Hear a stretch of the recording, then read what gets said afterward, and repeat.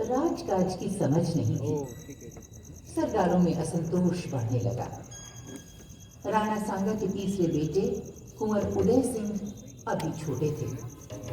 इसी का फायदा उठाकर राणा सांगा के भतीजे बलवीर ने गद्दी हथियाने के लिए साजिश रची।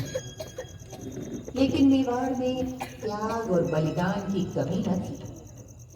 कुर्बानी देने वालों में नारियां भी पीछे न थीं।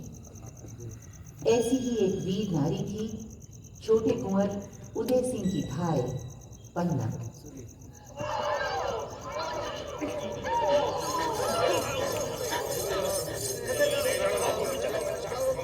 पन्ना, पन्ना, अरे ये शोर कैसा है बारे? गजब हो गया पन्ना, दाए गजब हो गया। बलवीर ने हुकुम की हत्या कर दी। हुकुम की? राणा जी की? अपने राणा विक्रमाजीत की?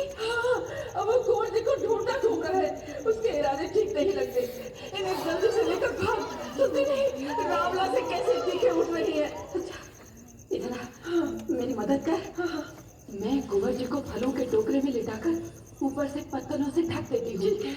कुंवर जी की जगह अपने बेटे को लिटाकर चादर उड़ा देती हूँ। बलवीर को क्या पता चलेगा? राजा के हड़बाओं का फायदा उठाकर तू ये टोकरा लेकर किले के बाहर निकल जा। मैं तुझे वहीं मिलूंगी। कहाँ है छोटा कुमार? क्यों पन्ना, कुमार कहाँ है?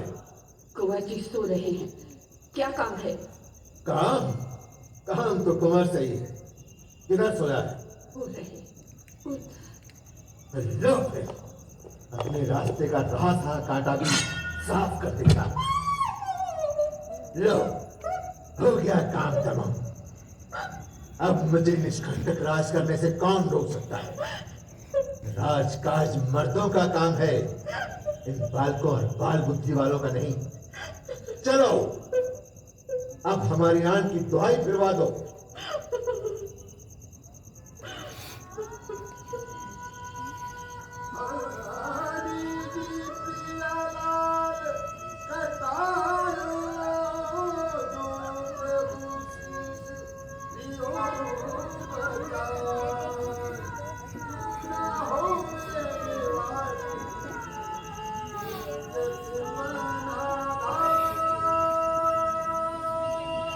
धन्य है पन्ना धाय, धन्य है उसका बलिदान।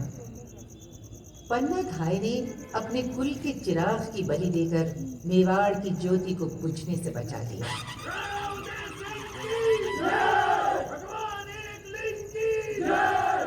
बड़े होने पर राणा उदय सिंह ने चित्तौड़ पर कब्जा तो कर लिया, लेकिन मेवाड़ में राणा सांगा के बाद जो उथल पुथल हुई थी उसे दुरुस्त करने में उन्हें कई साल लग गए।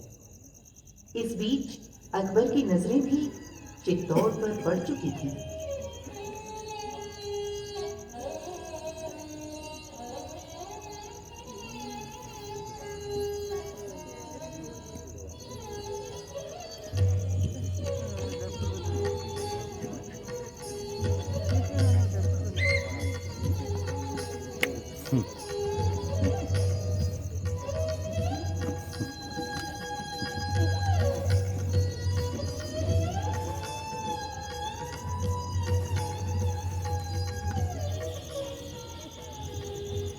राजा भगवान दास, हमने मालवा के सरकश सुल्तान बाज बहादुर को सबक सिखाने के लिए दिल्ली से कूच किया था और यहाँ धौलपुर में मुकाम किया है। लेकिन अब हमें अपने इरादों में तब्दीली करनी होगी।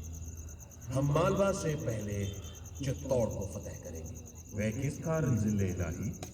हमें खबर मिली है कि बाज बहादुर ने मालवा से भागकर चित्तौड़ के राणा उदय सिंह के यहाँ पनाह ली है। लगता है मेवाड़ के राणा को अपनी ऊंची पहाड़ियों और मजबूत किलों पर बड़ा गुरूर है। उसे सबक सिखाना ही होगा। चित्तौड़ को अपनी ताबेदारी में लिए बगैर हमारी बादशाहत मुकम्मल न होगी। इधर चित्तौड़ में अकबर के इरादे की खबर पाकर राणा उदय सिंह ने अपने सभी सरदारों और राजकुमारों से सलाह की।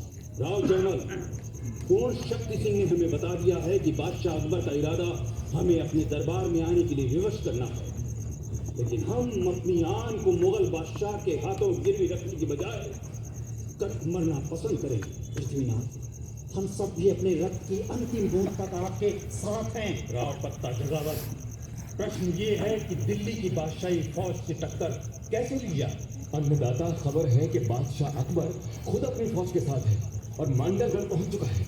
राणा जी, ज्ञानियों ने कहा है कि राज्य का बल है खजाना और राजपूत भी। गुजराती बादशाहों के हमलों से खजाना भी कट गया है और रणबांकुरे भी कम हो गए। आप कहना क्या चाहते हैं? यही राणा जी के बादशाह अकबर से सीधे मुकाबले में बर्बादी के सिवा कुछ हासिल नहीं होगा। पृथ्वीनाथ, अब यही उचित है कि हम लोग किले में रहकर बादशाह का सामना करें और आप महाराज कुमार और गढ़वास समेत पहाड़ों में चले जाएं। इसी रणनीति के अनुसार राणा उदय सिंह अपने रनिवास और राजकुमारों के साथ मेवाड़ की दक्षिणी पहाड़ियों में चले गए। किले की सुरक्षा का भार साईदास टूडावत, जयमल, पत्ता, ठाकुर टूडिया सांडा, रावत साहिब खान चौहान और ईसर दास जैसे सरदारों पर आया, जिनके साथ 8000 वीर राजपूत भी किले के भीतर मौजूद थे।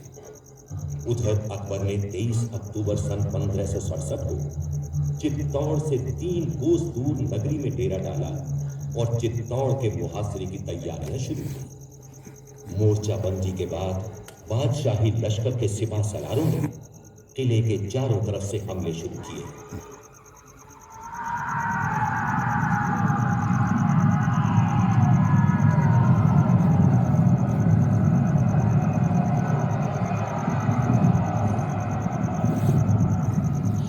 मगर वो किले की तरफ से आने वाली गोलियों और तीरों की मार से मारे जाते या जख्मी होते, तो अंत में अकबर ने चित्तौड़ी बुर्ज की तरफ 2 सुरंगें लगाना तजवीज किया।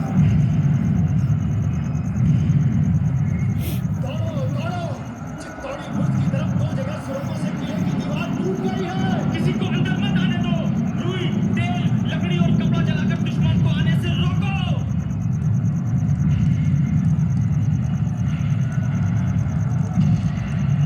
राजपूत रणबांकुरों ने अकबर के सैनिकों से जमकर मुकाबला किया। हमला रोक दिया गया और रात भर में किले की दीवार फिर से खड़ी कर दी गई।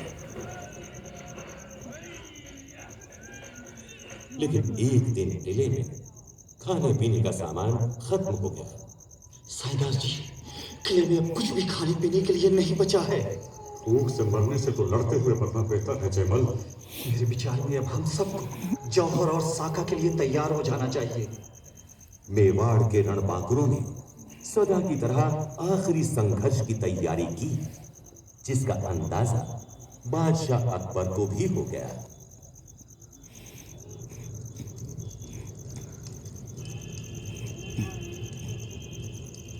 क्यों शुजा खां, किले के अंदर ये कैसी रोशनी हो रही है? हुजूर, ये लपटें जौहर की हैं। जौहर? जब राजपूत मरने मारने का पक्का इरादा कर लेते हैं तो औरतों और बच्चों को आग के हवाले करके केसरिया बाना पहन लड़ाई में टूट पड़ते हैं। सुबह होते ही किले के दरवाजे खोल दिए गए और राजपूतों ने अकबर की फौज पर हमला बोल दिया।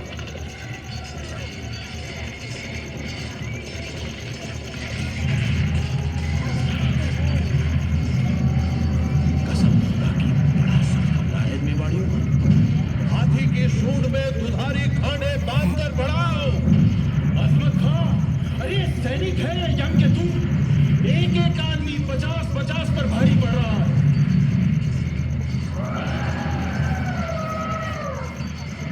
आखिरकार सब रणबांकुरे लड़ते लड़ते मौत के घाट उतर गए और 25 फरवरी 1568 को किले पर अकबर का कब्जा हो गया। वहां चारों तरफ शमशान का सदृश्य था। मरे हुए सैनिक और जौहर की चिताओं की राख सब जगह बिखरी हुई थी। किले को जीतने में अकबर को 4 महीने लग गए थे। खुदा के फजल से चित्तौड़ पर हमने फतेह हासिल कर ली है। ख्वाजा अब्दुल मजीद आसिफ खां, आप यहीं ठहर कर किले का बंदोबस्त कीजिए। अपनी फतेह की निशानी के तौर पर हम सूरज पोल के दरवाजे, नौबत खाने के नक्कारे और यहाँ की कुल देवी के मंदिर का दीपदान ले जा रहे हैं। पत्ता और जयमल की बहादुरी से अकबर इतना प्रभावित हुआ था कि उसने हाथी पर सवार उनकी विशाल काय प्रतिमाएं बनवाकर आगरा के किले के दरवाजे पर लगवाई थी। लेकिन चित्तौड़ उजड़ गया। अब वो जगह जो वीरों की हुंकार, तलवारों की खनकार और रानियों की पायलों की झंकार से गूंजती थी, अपनी खामोशी से बीते हुए युग की कहानी बयान करती है। चित्तौड़ एक महान दुर्ग, एक भव्य राजधानी ही नहीं, हिंदुस्तान की आत्मा भी थी। वो आत्मा जो पराजित होकर भी कभी नहीं मरती, अपनी राख से बार बार उठ खड़ी होती है, चोला बदलकर नए नए रूपों में प्रकट होती रहती है। चित्तौड़ उसी आत्मा का एक चोला था और सदा सदा उसकी याद जिंदा रखेगा।